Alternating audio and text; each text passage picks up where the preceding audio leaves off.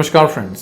Mohan first time date पर जा रहा है। मोहन अपनी गर्लफ्रेंड से मिलता है और उनके बीच की कन्वर्सेशन कुछ इस तरह से स्टार्ट होती है। सबसे पहले मोहन बोलता है, मैं बहुत रिच हूँ, मेरे पास बहुत पैसा है, मेरे पास बड़ी बड़ी गाड़ियाँ हैं, बहुत सारे घर हैं, मेरे पास बहुत सारे लोगों का कॉन्टैक्ट है, मैं इतना कामयाब हूँ कि हर वक्त टीवी पर मैं ही आते रहता हूँ। क्या आपको लगता है मोहन जिस तरह से बात कर रहा है उससे उसकी गर्लफ्रेंड सेकेंड डेट के लिए एग्री होगी? इसमें मोहन काफ़ी एरोगेंट लग रहा है और उसका अप्रोच व्हाट के तरफ ज़्यादा है, जैसे कि उसने अपनी लाइफ में क्या क्या किया है। चलिए मोहन के अप्रोच को हम थोड़ा चेंज करके देखते हैं। और अगर मोहन अपनी गर्लफ्रेंड से कुछ इस तरह से बात करता, जैसे आपको पता है मैं अपनी लाइफ में किस चीज़ को सबसे ज़्यादा पसंद करता हूँ, वो ये है कि मैं रोज़ सुबह उठकर वो काम करूँ जो मुझे बहुत ज़्यादा पसंद हो और जिसके वजह से लोग बहुत ज़्यादा इंस्पायर हों। और आपको विश्वास नहीं होगा कि मैं जो काम करता हूँ उसके रिजल्ट में मेरे पास बहुत सारे पैसे आते हैं और उसी की वजह से मेरे पास बड़ी गाड़ियाँ हैं, बड़े घर हैं और उसी ने मुझे बड़े बड़े लोगों के कॉन्टैक्ट्स करवाए। और बड़े बड़े लोगों के कॉन्टैक्ट्स होने की वजह से मैं ज़्यादातर टाइम टीवी में आता हूँ। इस कन्वर्सेशन के बारे में आप क्या कहेंगे? कमेंट करके ज़रूर बताएं, क्योंकि इस कन्वर्सेशन में मोहन का वाई के तरफ ज़्यादा ध्यान था। गर्लफ्रेंड के साथ डेट करना और बिजनेस करना दोनों एक ही है, क्योंकि उन दोनों में हमें अपने वाई को क्लियरली डिफाइन करनी होती है।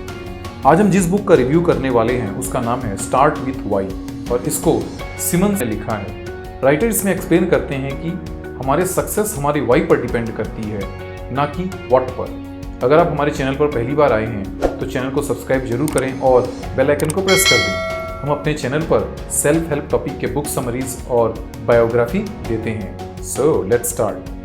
1900 में सैमुअल, जो कि स्मिथसोनियन इंस्टीट्यूट के सीनियर मैथ्स के प्रोफेसर थे और उनके पास हार्वर्ड यूनिवर्सिटी में काम करने का एक्सपीरियंस भी था।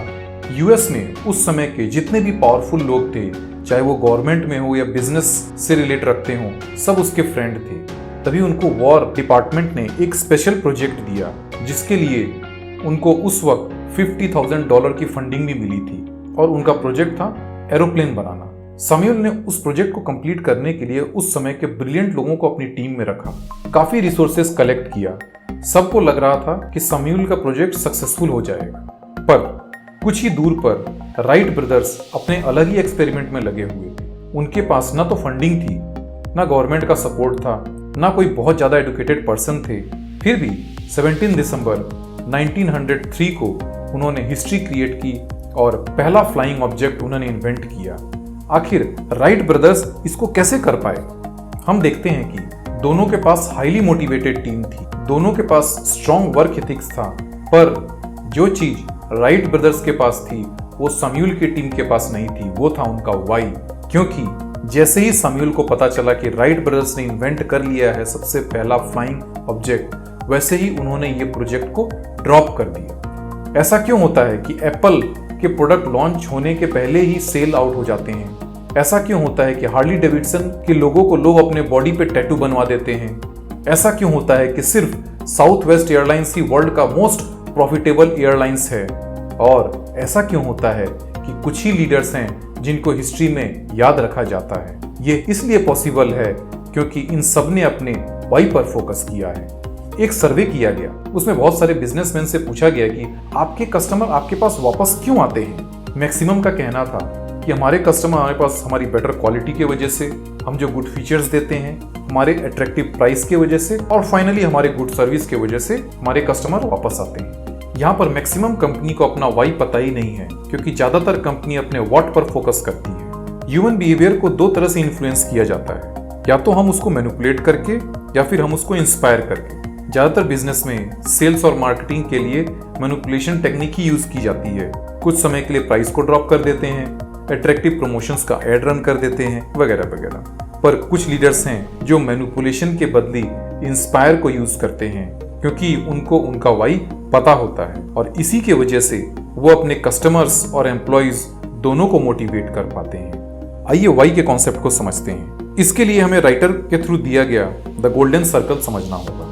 गोल्डन सर्कल के सेंटर में वाई है, उसके बाद हाउ और आउटर में व्हाट होता है। चलिए एक एक टर्म को डिटेल में समझते हैं। इस प्लेनेट पर मैक्सिमम कंपनी को पता है कि वो क्या करते हैं, किस तरह का प्रोडक्ट सेल करते हैं, किस तरह का सर्विस प्रोवाइड करते हैं, क्योंकि व्हाट आइडेंटिफाई करना बहुत ही आसान है। इसके बाद कुछ कंपनी ऐसी होती हैं जिनको पता है कि वो कैसे सर्विस प्रोवाइड कर रही हैं। हाउ को कई बार बहुत कंपनी बेटरमेंट के लिए भी यूज करती है, जैसे हमारा प्रोडक्ट हमारे कॉम्पिटिटर से कैसे अच्छा है। पर कुछ ही कंपनियां होती हैं जो जानती हैं कि वो जो भी सर्विस दे रही हैं उसको वो कस्टमर के लिए क्यों देती हैं। गोल्डन सर्कल में ज्यादातर लोगों का अप्रोच बाहर से अंदर के तरफ होता है, मतलब वो पहले व्हाट को देखते हैं, फिर हाउ को देखते हैं और फिर वाई को देखते हैं। लेकिन एक्चुअल में हमारा अप्रोच अंदर के तरफ होना चाहिए। इसका मतलब हमें पहले अपने वाई पर फोकस करनी चाहिए। आइए एप्पल के एग्जांपल से समझते हैं। एप्पल कंपनी की एडवर्टाइजमेंट सबने देखी होगी।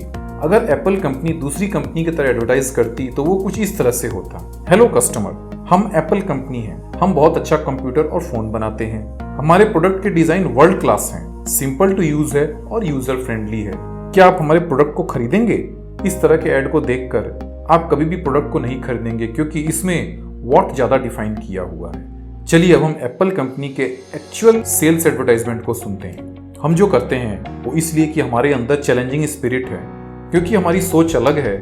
इसी अलग सोच और चैलेंजिंग स्पिरिट की वजह से हमारे प्रोडक्ट ब्यूटीफुल होते हैं, सिंपल टू यूज होते हैं और यूजर फ्रेंडली होते हैं। इसी की वजह से हम ग्रेट कंप्यूटर्स और फोन बना पाते हैं। क्या आप हमारे प्रोडक्ट को खरीदेंगे? ये मैसेज पिछले वाले मैसेज से बिल्कुल अलग है, क्योंकि इसमें स्टार्टिंग में ही एप्पल ने अपने वाई को डिफाइन किया हुआ है। ऐसा नहीं है कि गोल्डन प्रिंसिपल राइटर की इमेजिनेशन है, बल्कि इसकी शुरुआत तो तभी हो गई थी जब होमो सेपियंस में कॉग्निटिव एबिलिटीज डेवलप होनी शुरू हुई थी। ब्रेन के क्रॉस सेक्शन में हम पाते हैं कि फ्रंट में नियोकॉर्टेक्स जो गोल्डन सर्कल के व्हाट को डिफाइन करता है, और ये पार्ट हमारे रैशनल और एनालिटिकल थॉट्स को कंट्रोल करता है। मिडिल के दो सेक्शन लिम्बिक ब्रेन को इंडिकेट करते हैं, जो हमारे हाउ और वाई को डिफाइन करते हैं। ब्रेन का ये पार्ट हमारी फीलिंग, ट्रस्ट, लॉयल्टी, हमारे बिहेवियर और हमारे डिसीजन मेकिंग को कंट्रोल करता है। इसलिए अगर हमें अपने फॉलोअर्स और कस्टमर में ट्रस्ट बनाए रखना होगा तो हमें अपने वाई, हाउ और व्हाट में हार्मोनी बनानी है। वीडियो को रैप अप करने के पहले रिकैप कर लेते हैं।